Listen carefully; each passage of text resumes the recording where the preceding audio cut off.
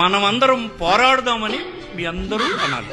ఒకవేళ ఎవరైనా నోరెప్పకపోతే వాళ్ళు చికెన్ భోజనం మాత్రమే వచ్చినారని భావించాల్సి వస్తుంది. ఇస్తారా?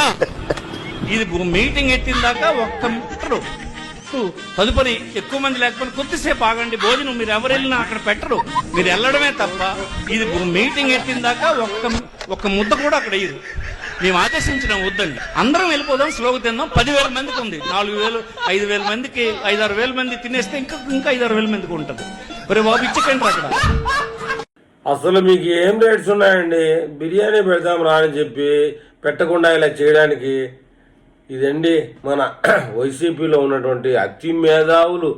ఈసారి కూడా గెలిచే యోగం లేదు. ఇట్లాంటి వాళ్ళు గతంలో మంత్రిగా చేసి కలబడ్డాడు ఈ మహానుభావుడు. మొత్తానికి తిండి కోసమే వచ్చారంట ఓటర్లు.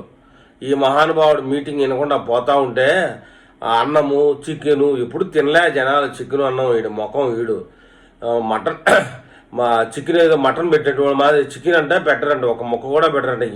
ఏలేస్తేనే భోజనాలు పెడతారట. ఇట్లా ఉంటుందండి. బిర్యానీ పెడతావరా, డబ్బులు ఇస్తావరా అని మీటింగ్ పిలిచడం, భంగపడడం, చేతులు కాళ్ళు పట్టుకోవడం, ఇది వైసీపీ పార్టీ పని. మొత్తానికైతే 2029లో 11 కూడా వచ్చేటట్లు ఈ అతి మేధావులందరినీ వైసీపీలో దున్నపోతులు జాగ్రత్త జాగుతున్నారు మన నాయకుడు. మొత్తానికి ఈ దున్నపోతులకు తెలివి ఎంత ఉంటుందో అంతే ఉంటుంది. తినడం పేడేయడం ఇదే తెలివి. మనుషులకు ఉన్నంత లేదు.